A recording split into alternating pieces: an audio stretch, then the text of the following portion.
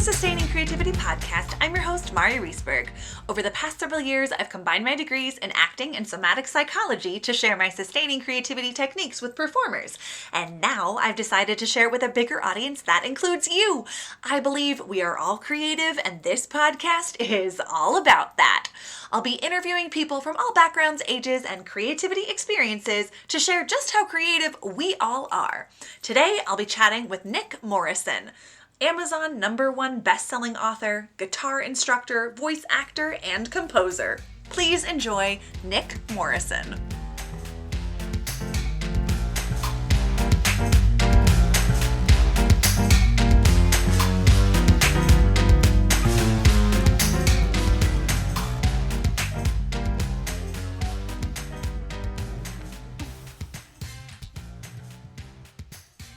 Welcome to the Sustaining Creativity podcast. Today I am here with Nick Morrison, Amazon #1 best-selling author, guitar instructor, voice actor, composer of film and television, and so much more. Welcome to the podcast. Hello. I'm super excited to chat with you. Thank you so much for taking the time to join me today. Thank you so much for inviting me onto the podcast. I'm super excited to be here. Really looking forward to the chat, and hopefully I can bring some awesome value and different point of view to some of your listeners that maybe they haven't heard before, or maybe if they have, something refreshing and new from at least a new voice. Perfect. I love it. You know, they say how you get to be creative is you mimic and follow other people. So Yeah, having lots of people tell you the same thing is important and helpful. Totally. Yeah. Well, before we dive into creativity, if you could just take a couple of minutes and let our listeners know a little bit more about who you are and what you do. Sure. So obviously, as you've already mentioned, my name's Nick Morrison. I've been a professional musician for over 25 years, specifically guitar. I've played all around the world, all across Canada. I lived in Japan, so I toured Asia for quite a while and did that whole thing, which was a lot of fun. I've been teaching guitar for almost as long as I've been out playing, because, you know, life of a musician, as a creative, you kind of have to have your fingers in a bunch of different pies. And one of the best ways, if you're not busy touring or you're not doing session work, is to do some one-on-one instructions, whether that's, you know, students or adults or, you know, grad students, whatever it happens to be. So I've been doing that. Since 2009, I've been composing for film and television, and I've had placements on Warner Brothers, ABC, NBC, CBS, Time, HGTV, Much Music, MTV. Basically, it would be a shorter list if I told you who I haven't worked with. Corporate clients like Harley Davidson and Google was one of my latest conquests, which was a lot of fun. Nice.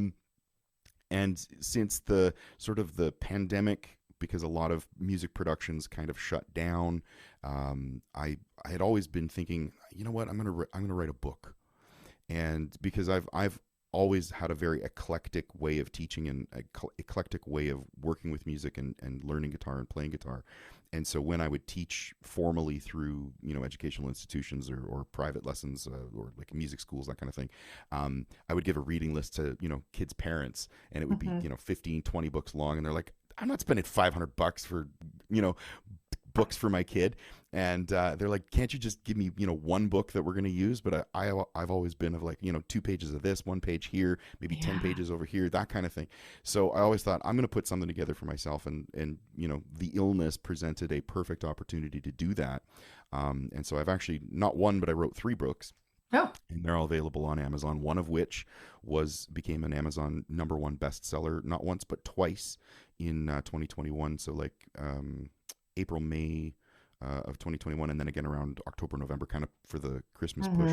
Nice. And then launched my 3rd book toward the end of 2021, and that's been doing not as well, but also fairly well, and it's a lot of fun.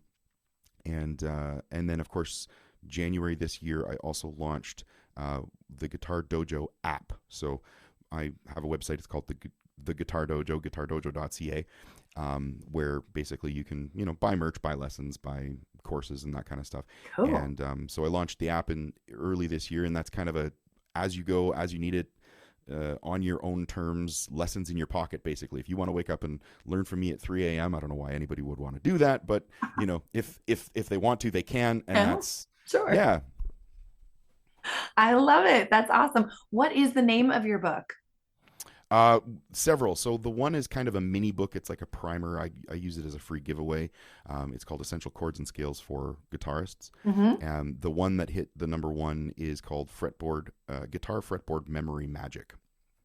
So it's a Cool. simple 6-step system on how to memorize all the notes of the guitar fretboard, and as little as like 5 to 10 minutes a day, and you'll Nice. take about a week and you're good to go. And then the last one is basic music theory for guitar players, everything that you've always wanted to know but we're afraid to ask. No, that's just me being silly, but it is basic music theory for guitarists. The plain English guide for beginner to intermediate guitar players. Perfect. That's awesome. Hmm. We all need that plain English guide for I beginners. think so because I feel like a lot of music education and it's been institutionalized Yeah. and really like I've been formally trained. I was actually kind of both. I like first taught and I learned by ear, and then secondly, ended up going to school.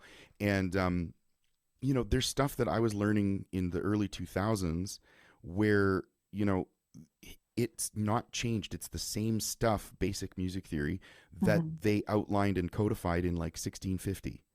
And I'm like, Oh my why are we gosh. teaching jazz students, students, rock guitar players, figured bass, which featured for about 30 years at the end of the 1600s? Like, they don't even use it in classical music anymore. Right. And yet it's still on the AP music exam. If you want to go to music college in the States, you still have to, there's this section on figured bass. I'm like, it doesn't make any sense.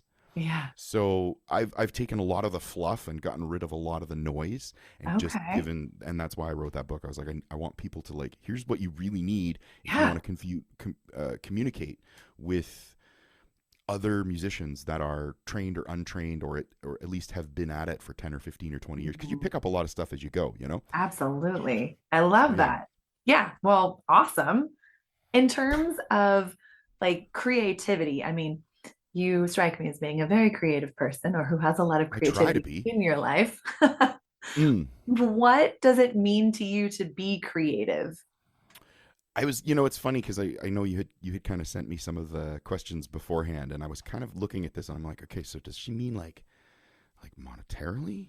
Does she mean like personally and like on a spiritual level, or like is she talking about like uh reward day to day? I wasn't really sure how to answer it, but I think I can tell you this. What does it mean to be a creative or to be creative? Personally, it's always been about, and this sounds grandiose and funny, I suppose, but it's about fulfilling your destiny. Ooh, I It love that. it's fulfilling and realizing and then fulfilling your full and true potential as a human being, because I think we are all creative. Mhm. We just, many of us get it squashed out of us by the education system or our parents or work or whatever it happens to be. And I think that's why around 40 everybody tends to kind of go and like have a midlife crisis. Guys will go out and buy a motorcycle or a sports car, or god forbid, divorce their wife or whatever, but like Uh-huh. they're trying to figure out who they were because they've lost it for 20 odd years. Yeah. And I think women kind of go through, I can't speak for women, I'm not a woman obviously, but I think there's a similar thing around that 40 year, maybe it's a little earlier, maybe it's a little later, I don't know, but Mhm. you know because we're all meant to be creative in some way. Some it's music, some it's visual art, some it's handicrafts, woodworking, working on cars, what do you call, like needlepoint or knitting, or maybe it's cooking, Yeah. whatever it happens to be. We all have some sort of urge in us to create something, Mm. and I think really being creative is the fulfillment of that higher purpose, if you want to call it that. I think that's really Mhm. kind of why we're all here. So that's Nice. what it means to me. I love it. And I love that you took the time to think about those three different levels of Mm. creativity. Well, And because I mean, the simple answer, like, what does it mean to be creative? I'm like, well, that's how I make a living, right, But that's a perfect. boring answer, I don't right? know. It's real, it's true, True. and Yeah. it can, there's so much to it too. But I love that you got to get creative with how you Totally. you Totally. view creativity. And I think you're absolutely right. We are all creative and we all have that kind of creative drive Mm. that we lose, or many of us Yeah. lose, or lose Or for a stifle. portion of time and come back to. And Yeah. ebbs and flows. And I do think, it happens for everyone, regardless of your gender, that Totally. you Yeah. go through it and finding, oh, how do I get back to that place that brought me joy or Mm-hmm. helped me feel fulfilled in a way Yes. that's not happening in my life right now. Yeah. Very cool. Absolutely. I mean, also, I think coming into a world of creativity or having a career as a creative person, Mm, I imagine you bump up against creative challenges in your life. totally. What are some of the challenges you have had to face, and how do you face them? Well, I mean, I think so. eh, Again, there's kind of two sides to this question, right? I Sure. think the first thing that we all have to figure out, and this is why I think a lot of creative people get stifled or stamped down or give up on their dreams, because it's not an easy life. It's not an easy thing to say, I'm going to be a musician, or I'm going to be an artist, or I'm going to be a ballet dancer, or whatever. Um, or a bagpipe player, I don't Yeah. know, whatever. Um, but to make that choice and to chase it down, it's a very big obstacle, or it can be, of like, how do I make money? How do I monetize this thing that I love so much, that at least I think I'm good at? And then hopefully other people, respond and say, yes, you are. Okay, Right. cool. That's the first sign. Um, but like, how do you really make a living? And then how do you value your, you know, time? How do you value your art? How do you value that? And that's a huge thing, I think, for a lot of creatives. And we see this in the music business all the time, especially at the local level, Mhm. where, I remember putting myself through college playing in a wedding band. We'd go out and play, excuse me, either a corporate event or a wedding or a series of, a mix of whatever. Maybe we'd even throw a bar gig or whatever. But I played, Friday night, Saturday night, Sunday afternoon matinee, and then sometimes a Sunday evening gig. Yeah. And I'd make $1,500 Huh. over a weekend as a college student. And this is in the late 90s. Now, I'm lucky if I make $100 over a weekend, Mhm. because, there's radio, there's DJs, there's 20 other 15-year-old bands that'll come out and play for free, so Right. all of these sorts of things. So it's like, how do you value that? And then how do you sell your services Mhm. in a way that is both in line with your creativity, in line with your spirit, but is also going to allow you to eat. Sometimes the simple answer is, join your local musicians union or your musicians association, that sort of thing. Although Mhm. that's only going to go so far, because not everybody's, tuned into hiring that type of musician. Right. Um, and I think so. Then that leads to the second part of that, is really realizing that you can make a living doing any sort of creative art, and realizing that it's okay to be a business person. It's okay to be a creative business person, Yeah. right? You can be a creative first and a business person second, or you can be a business person first and creative person second. And I think it's important to kind of switch the two, depending on who you're talking to, Yeah. because, people that sign checks don't always think like creatives do. This is so true. I love that you brought this up, the business and creative. I think oftentimes, as I mean, speaking for myself as a creative person, it never crossed my mind how I would have to sell Yeah. what I do to someone or market it. That the whole Hmm. business side was a complete afterthought. Yeah. And as I've gotten older and doing things on my own, it's like, oh, wait, no, that's really important. I need Yeah, to know totally. that piece. And it's, the cool thing too is, because with the internet, it's made a lot of things really hard, but it's also made those same things really easy. It's a weird dichotomy. It's like this Yeah, double-edged knife. Um, but there are so many ways to monetize whatever creative art you have, beyond just make a piece of art and sell it to a patron, right? right. Or make a piece of music or play a gig, sell tickets for concerts. Yeah, There's merchandising opportunities, there's teaching opportunities, there's mentoring opportunities. yeah. There is, packaging and books and selling all sorts of different things, and, access. But at the Mhm. end of the day, right, I think the coolest thing, or the best thing to remember, especially for people that are getting into this when they're younger, if you are like, well, I don't want to be a business person, or I don't like sales, I get it. Me How too. bad do you want it, right? First off, how bad do you want it? Right. But secondly, It's all just human connection. Mm-hmm. Any business, I don't care if it's creative or not, and I would argue that all business is actually creative because you're solving problems, right? Yeah. And you have to find creative solutions. But every business at the end of the day is a people business. So if you can get people and you can talk to people and you can be kind and you can be genuine and you can make a connection, you can Mm-hmm. succeed. It may take longer than what you had hoped, but Right. you can get there. Nice. Yeah, it's a great reminder. It is about people and connection, Yeah, and anything can be creative. I truly believe that. Even totally. business, business is Hmm. completely creative. And I think that shifting of that mindset really helped me Yeah, understand it in a different capacity. It helped my creative brain get on board with how yeah, to do it. nice. Yeah. Yeah, you want to talk to some of the most creative people that aren't necessarily artists, the entrepreneur community, and Mhm. especially now in the last like 10 years, like the online laptop entrepreneurs, I call Yeah. them, or the digital nomads, if you want to talk about it that way. Some of the most creative people ever. Like, how do we stretch a budget? How do I live where I'm not, I'm not earning millions of dollars, but I'm doing okay, but I'd like to live better than I can afford in my current location. Like whatever, all these little hurdles and obstacles that they overcome. Yeah. It's really phenomenal, and I think I'm super excited for younger people now that are coming up in this day and age because there's Hmm. just so much more available. And the cool thing is, and this is the interesting or the best part, is that most of the training and most of the stuff that they need to learn, they can get for free, Right. right? Yeah. Not all of it's good. You have to be careful who you listen to, So true. but basically everything that you need to figure out how to run a business from your laptop sitting in, the middle of Thailand, you can learn for free or for very cheaply from, Udemy or something like this. Yeah. In terms of copywriting and marketing and hiring out and stuff that you're not good at. How can I hire an assistant, a Right. VA as they call it, to do some more menial email Yeah. tasks and like stuff like that.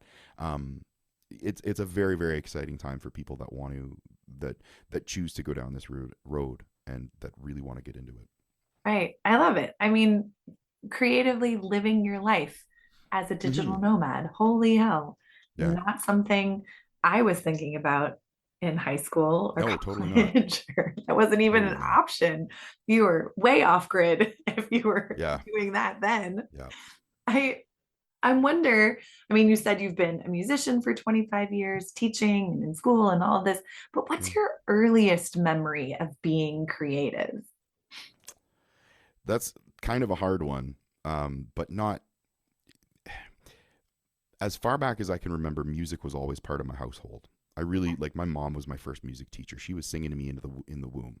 Yeah. And before there was, I think it was Baby Mozart, I think, and they had like, they sold those kits sometimes in the late 80s, early 90s, where you could buy like a special player that would come preloaded with like quote unquote, baby stimulating music, and it was like Mozart and Vivaldi and whatever, and it was like special shaped speakers that the mom would put on her tummy, and you Oh, could play music for the baby. But my mom was doing that in the late 70s. She would just sit by the hi-fi and turn up the speakers, and we would listen to Mozart together. She was always singing to me, so I remember that being my earliest exposure to music. And she would sing songs to me that weren't, she would just make songs up, you hmm. know and she would encourage me to, so she would sing a line and then she'd say, oh, your turn.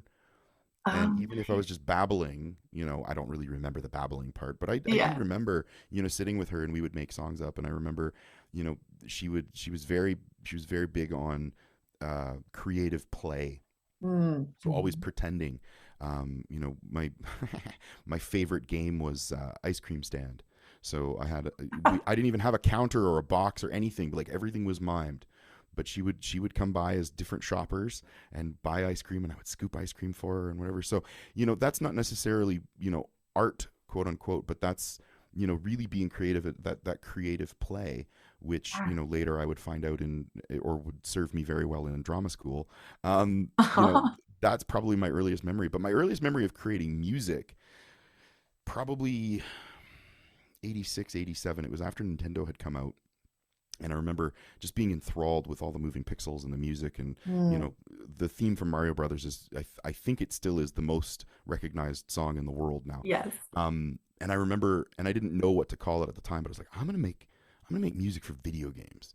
And I had like a little, I don't know, 28 key Casio keyboard with like pre-programmed like rumba and samba and or excuse me, rumba and samba and like Latin, whatever little beats on it, and then it Yeah. had like what do you call that? Like a chord sequence where you could press like one key and it would like play a whole chord, Yeah. or it would arpeggiate.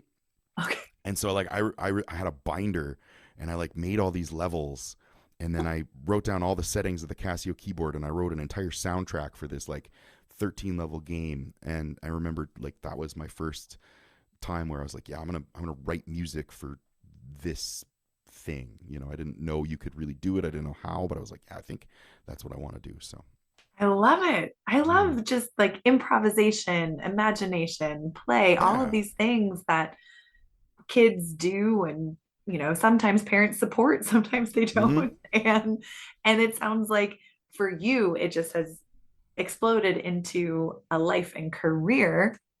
Do you feel that kind of those early improvisation, or being asked to really flex your brain in that way, like, do you do that today? Will you have students do kind of odd, totally. quirky, weird things? Yeah, absolutely. I don't play ice cream stand with my students, but no, Well, certainly why not? I think improvisation and playing from the heart, playing from the ear with your Mm. music is probably the most important thing that you can do. And again, we're talking because of the genres that I work in is primarily sort of rock based, Yeah. um, you know, rock, a little jazz fusion, a little bit of country rockabilly, that kind of stuff. But like I'm not in the classical world. I'm not strict Mhm. jazz, and I don't do like pop music, I guess a little bit, but like hip hop or whatever else. But in that milieu, improvisation is king. Mhm. And so helping students realize like, hey, you know what? Number one, there are no wrong notes. Mm. It's just it may not work at that moment. So it's a transition note to something that is quote unquote right, Mhm. and giving them the keys to allow them and the confidence to allow them to just experiment and have fun, and to say, hey, you know what? This is the first time you're learning this. You're going to suck. And that's Yeah. okay. Keep Yeah. going, you know? Um, but yeah, no, it definitely helped. I mean, being in a musical household, like my grandmother was a concert pianist, and my grandfather played in bands all through the 50s and 60s. It was like his side hustle then, Yeah. playing in wedding bands, that kind of stuff. He was a drummer. My uncle's a professional jazz musician in Toronto. He plays saxophone. And, my brother's a drummer, and he's professional. He lives in Australia now. But so like I come from a very musical family, so it was always just kind of around me Mhm. and part of life. So yeah, I think that those formative years definitely helped me and formed me, and continue to inform the way that I work, the way that I interact with people, the way that I interact with other musicians. Um, Nice. yeah. For people who are intimidated by improvisation musically, what are some, do you have any tips for them? Like, how do you get started? Um, the best thing I can say is just make some noise. Close your eyes and make some noise. Play, like, again, I'm coming at this from a guitar standpoint, but as a Yeah. musician, like I play piano rudimentarily. Um, but like, so hear where you are, Mm. play a note, and see how it sounds. Does it make you feel good? Does it make you feel happy? Is it a quote unquote wrong note? Does it make, like, do you kind of, when you hear it, kind Mhm. of go, ooh, I don't like that. Right. But again, there are no wrong notes. It's just it's a tension, we call it, right? So, all Yeah. right. So if it is tense, release it, move a note up or down or a Mm. little bit further away, and you'll find something that will fit. If it does feel good and you do like it, play it again, Mhm. repeat it a couple times, and then play another note. And then after that, do it again, and another, and another. And just get into that groove of um, trying something until it works. And then eventually you develop a kind of a vocabulary of things that will work in any given situation, as Mhm. well as learn other people's solos, sit and transcribe, listen by ear, Mhm. listen to other greats that you love. And it doesn't have to just be guitar, Yeah. right? Like I'm a huge Wayne Shorter fan, and I love Miles Davis, and I love Jaco Pastorius. I don't play bass, but man, he's got some really cool melodic stuff that goes on in his solos.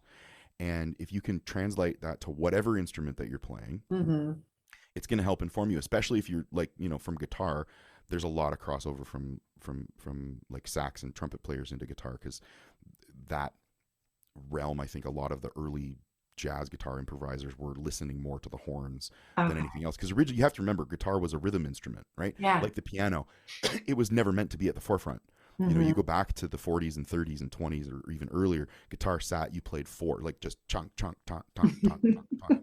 And then you'd change chords, and that was it. Maybe you'd play 2, or maybe you'd play 6. If you were really lucky, you'd get a couple chord changes within one measure.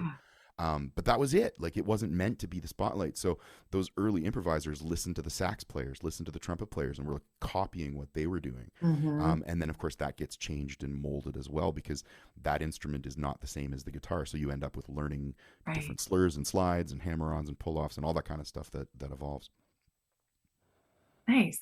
Yeah. I love what you were saying about the emotion that is connected to improvisation and playing. And I mean, it speaks to me of like how much mindfulness and awareness you have to pay attention to what is happening and how you feel about it and what you're going to do with it, and how much creativity goes into that process. And like creativity, improvisation can be learned.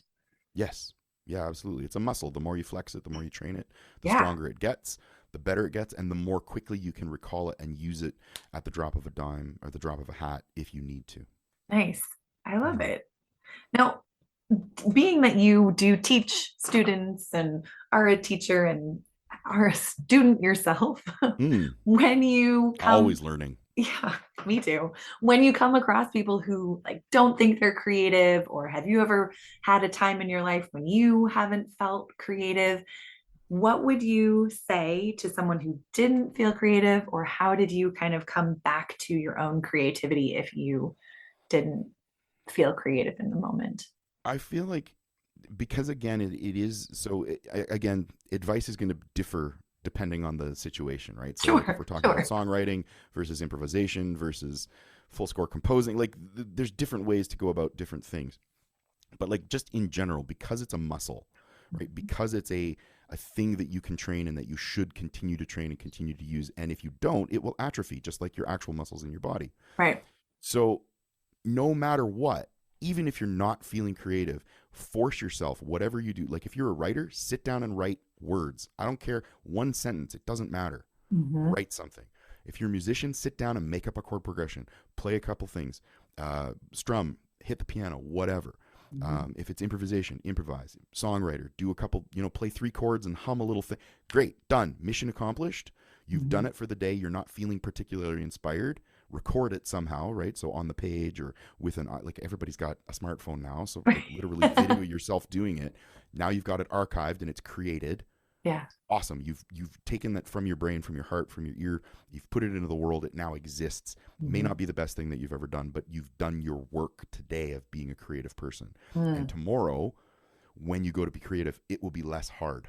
And you may or may not be better motivated tomorrow than you are today, but at least you won't have let that thing slip. I was lucky when I was at Berklee. I got to sit and listen to a masterclass by Stevie Wonder. Sorry. So I got to sit and listen to a masterclass by Stevie Wonder. Yeah. And he said that when he was coming up and he was, sitting and he was doing all those session works with Barry Gordy and the guys at Motown Records in the early days, he would go and work. And then when he was done, he would go home. He would write like 10 songs a day. Oh my gosh. Wow. 10, and just like without fail. And he's like, it was the same thing. Sometimes it would be 2 chords and a part of a melody. And so like not full compositions, you understand, right? But like he would force himself to do that. So just think about, right? You look at Songs in the Key of Life, right? What is there? 8, 9 tracks on there? 8 tracks? I can't remember. But like they're all amazing, right? Yeah. But think about the pool that he would have had to pull from. He'd been writing 10 songs a day for 5 years, 6 years, to even a year. That's a huge pool. So, right, even what is the expression, right? Like even a broken clock is right twice a day. Correct. Yeah. Right? So if you're not particularly creative, sheer force of will and volume will Mm, overcome your creative barrier, and you will eventually find something that's magic. nice. Have Yeah, you ever faced your own creative drought? totally. Sometimes by force or by limitation, or just sometimes you don't feel it. But again, you force yourself to you force yourself to get out of bed and pull your socks up and just get to work, because Yeah. it will be there. It will come. Mm, But typically, because a lot of the work that I do or have done is like composing for clients, yeah. so they have very specific requests that may not align with my perfect sense of like, this is what I like to create. So Right. that's sometimes when you come up against that barrier where you're creating art for someone else, Mm-hmm. it can be difficult.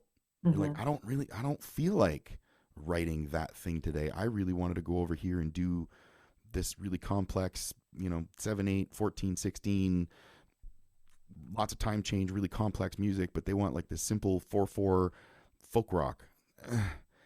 All right. And you grind it out, Yeah. and you just realize like, okay, well, this is how I make a living. This is how I eat. And I'd like Mm-hmm. to eat today, and I'd like to eat tomorrow, and probably, 5 years from now. So, all right, cool. Let's get to work. It, as I said, I suppose that sounds kind of trite, or like, haha, just get up and do it. But it Yeah. really is that case of doing it day in, day out. It keeps you in that space. Because like I said, Mm-hmm. we all face those times when it's just like, I don't feel like it. And when you do, that's exactly what I do. I literally just sit down, and whether it's with my guitar or even out the piano, or I'll, pull out something, whatever, and I create, even if it's just 10 to 15 seconds of something. Yeah. And I'm like, okay, cool. I don't feel like doing anything else today. I'm going to the golf range Right. off week. Like, you know what I mean? And that's Yeah. okay. If I don't have like a client project or a teaching session or whatever to do, Right. and then you just move on. Yeah. No, it's good. I think oftentimes people can feel intimidated Mm, by needing to create, like, I have to be creative today. And in their mind, being creative means painting an entire picture, writing a whole song. So I really yeah. appreciate you saying 15 seconds. That's may or may not be the whole thing, Nope. but it's some part of it. And Yeah. each piece has a place, and we can refine it and Yeah. grow it and change it. And it could be the launching pad. Totally. And if you're lucky, right, you get to work with collaborators Yeah. who that you can give that 15 seconds to and say, hey, I've got this really cool kernel of something. And then Right. together with two or three of your friends or two or three of your collaborators, whatever, co-writers, whatever, then it explodes and turns into something amazing. Because now you've got, two brains are better than one and four brains are better than two, right? The more people, and I mean, you don't want to get ridiculous with it and sit in a room with 20 writers, but the power magnifies, and suddenly all of that creative juice starts flowing. Or, I'm lucky because I get to work with younger students sometimes, and they keep me current. There's stuff, they bring me and they're like, I can't figure out this song, or can you help me with this passage from such and such a player? And I'm like, wow, I've never heard of that guy before, or that girl, or whatever. And I'm like, wow, that's really neat. And it Yeah. reinvigorates your spark and your joy of the medium, because there's this new thing that you never thought you could do or was possible, but suddenly Hmm. you hear it and go, whoa, and it blows you away, and then you're just super excited to go again. Yeah. I mean, I love the reminder of collaboration, because I Mm, do think oftentimes creative people have that struggling yeah, artist mentality. I have to do it alone yeah. in Why? the dark. Or yeah, I'm like, Right? no, reach out, collaborate, connect with Totally. people, and that will continue to grow and share your creativity. So in terms of your own kind of creative ensemble of people in your life, do you Mm. have like a small group of people, or has it ebbed and flowed over the course Yeah, of your life in terms of collaborators? definitely ebbed and flowed. I've gone through periods where it's just me and that's all there is. Hmm. To other times where, you're playing in a band and you do have two or three other voices that are also creative, and away you go. I've been lucky in my film and TV career. I've worked with some really great co-writers, and it's always been a business decision for me, where I'm like, I would rather have 50% of something than 100% of nothing. Yeah. Right? Yeah. So, and it sounds self-serving, and it's not. Well, Mm-hmm. I suppose it is a little bit, but like if I do a collaboration with a songwriter who, or a composer who has an existing relationship with a studio or with a placement agency or a music library that I've never worked with before, Mm-hmm. that is now an in for me, right? Because they Yeah. know and trust this person, and then they pull me along with them, right? Now I Right. get an introduction, now I get more work, Yeah. and then the likelihood is that that track, that thing that we've made, is probably going to be placed earlier, Mm-hmm. right? Because they've already got a great track record with that production company or whatever it happens to be. Mm-hmm. So again, as I said, you don't do these things to be self-serving, but at the end of the day, they almost are. And you never know, to get back to the thing about, sort of collaboration, but also uh, meeting people and being creative. Yeah. You never know the person that you're talking to or who they know, and Right. how that's going to impact your business, how it's going to impact your life, how it's going to impact your creativity. So I guess the moral of the story is just be a good person. Nobody wants to work with a jerk, Absolutely. right? And Yeah. especially when you get into the world of professional creatives, whether it's art, graphics design, Yeah. music, dance, theater, whatever, it's a small Mhm. world. It is. So if you're a jerk, word spreads fast, and boy, will your bank account dry up, That is so true. right? Like coming back to the business side of it Yeah. too, you know, 50% of something, 100% of nothing, that we do need to have that business mentality Mm. along in conjunction with that creative freedom and the creative piece as well. So I really Yeah, totally. appreciate you kind of bringing it back to that. For sure. Yeah. I mean, Well, a great. I can't remember where I read it. It might have been in oh geez, I don't. My family was in the auto industry, but the guy that invented the safety clasp, the instant release safety clasp oh, for seatbelts for cars. uh-huh. So he patented the idea and then licensed the patent to GM, Ford, Chrysler, and whoever else would have it, Yes. because it eventually became industry standard. Like, you have to have these things.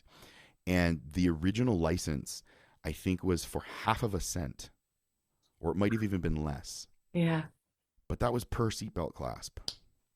Think about how many cars have been produced since 1967 when he invented it. Like, his grandchildren's grandchildren's grandchildren are not going to be able to spend all of the money that he Yeah. earned because of that partnership. Yeah. So, never look down a deal, no matter how small it is. As long as, all of the other moving parts, if it makes sense and it does actually Right. benefit all parties. That But aligns with your values. yeah, but like I've had other musicians talk to me and they're like, "Man, how can you give up 50% of your publishing rights?" And I'm like, again, I'd rather have 50% of something than 100% of nothing. But I'm like, I'm not giving up. I am allowing this Mhm. person who has industry connections that I don't, Right. get my workplace. They get to exploit the work, and for that, they need to be paid. They are salespeople. They're Right. going out and doing it so that I don't have to. Yeah, Right. exactly. So creative and strategic partnerships are also super, super important. Yeah. Yeah. Thanks for saying that. I think as creatives, we sometimes forget that, and it becomes just about the work, and Mm. then it becomes, I have a, you know, floor to ceiling space of filled with work and Yeah. nowhere to put it, and Yeah. no one will see it. Yeah. So And that's awful. That's the yeah, worst because thing. we want to share it. We want it to be seen and heard and appreciated and Mm-hmm. all of that stuff. This has been so much fun chatting with you. I just have one last question. Sure. What does it feel like in your body to be creative? Mm. I, mm. It's a hard thing to put into words. So I'm sure you've run into this before. Yes, I have. But the feeling that you get when I call it moments of perfect alignment, Mm, where when you give someone a compliment and they smile and you can tell that it's hit them like the right way. yeah. We have to be very careful these days about giving people compliments and talking about appearance or work or just whatever. But like when you give it with the spirit of good intention and it's received in the same way, Yeah. they smile and they feel good about themselves because of the compliment that you've paid them. you actually feel really good. Like I get more out of that than I'm giving to them. But do you know what I'm talking about? So you get that feeling? Yeah. That's what I mean. Like everything's kind of coming into alignment, and I feel it's almost like a vibe. I'm speaking like a woo-woo artist, but it's okay. I love how people answer this question. Yeah, it's amazing. You feel sort of vibrational. Your body starts to hum a little, and you feel lighter and happier. And I feel that when you're perfectly in the moment, being creative, and everything is aligning perfectly, that exact same feeling is the thing that happens. Some people maybe call it like a flow state, maybe if to use a parlance of our times. But I think that's what it feels like to me, that light, bubbly, funny, kind of warm and happy feeling. I got the same feeling like the day I met my wife. And that's kind of why I talk about like aligning. Like the stars, the sun, the moon, everything have had to be perfect for that moment. And you just, if you can tune into it, you're like, this is important. Right. And so that same thing, I think, like I said, can be creative, and other, business relationships, creative partnerships, making a deal at a store to buy a new coat. Like, you know what I mean? Yes. It can happen if you learn to sort of listen to it. These moments will occur a lot more than you maybe realize at first bounce. And if you can start to listen to them and tune into them, life gets really good. Yeah. Oh, I love all of it. Thank you so much for sharing all of the tips and tools and reminders. I so appreciate that. You're welcome. If people want to learn more about the other things you do, or your books or music lessons or all that, how could they go about doing that? I am pretty ubiquitous around the internet. I am on all the social medias. Perfect. If you were to Google Nick Morrison guitar, you're probably going to stumble across something of mine. But if you're looking for me a little bit more pointedly, I use the handle Samurai Fingers. Samurai Fingers. Yeah, so it's youtube.com/Samurai Fingers, twitter.com/Samurai Fingers, tiktok.com/@Samurai Fingers, and so on and so on. I've also provided you a link to my Linktree. Yeah. So if anybody wants to buy a book, or if they want to check out my YouTube channel, or they want to check out, I've got a free 15-minute what I call it, the free 15-minute primer lesson for my 10-week guitar course. They can take completely for free. There's a link to that in that link tree as well. And for any guitarists that listen to this program, if you're stuck not knowing how to improvise, not knowing how to solo, not knowing how to navigate around on your guitar fretboard, and you're frustrated and sick of sounding the same as you have for the past 20 or 30 years, this course is for you. But take that first 15-minute lesson for free. It will completely change the way you look at guitar, and then you can carry on. And if it's a fit, then we can work together. But that's the best way to find me. And I have the luxury of being a small social media. I loathe the term influencer, but I'm a small enough social media creator out there in the world that I literally get back to everybody. If you leave me a comment on YouTube or a TikTok or whatever, I will reply back. Or if you email me, which again, email's on the website. So guitar questions, creative questions, song, I don't care. I'm getting to the point now, I'm not going to be here forever. And I want to help as many other people find their voice on guitar or with music as best I can, or even get into to be creative, or to be songwriters, to be composers, whatever. Anything that I can do to help them, within reason, of course. I'm not going to send anybody, $100,000 unless it's family. But, sure. But if there's something that I can do, if I can do it, I will do it. Perfect. I love it. And I will put that Linktree link in the show notes so people have easy access. And again, thank you so much for taking the time to talk with me. I have thoroughly enjoyed our conversation. Well, thank you so much for having me. I've thoroughly enjoyed it as well. You're a wonderful host. Thank you. You listen very well, but you also ask interesting questions and have interesting insights as well. So I really appreciate it. And if you would be so kind as to have me back at some point, I would love to come back, in another year or something for a catch up. Awesome. Thanks so much.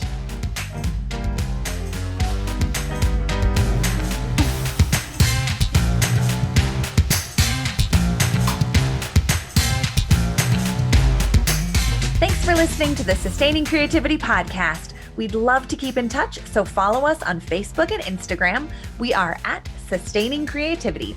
Make sure to subscribe to the podcast wherever you listen to podcasts Tag your friends and family so they can listen too.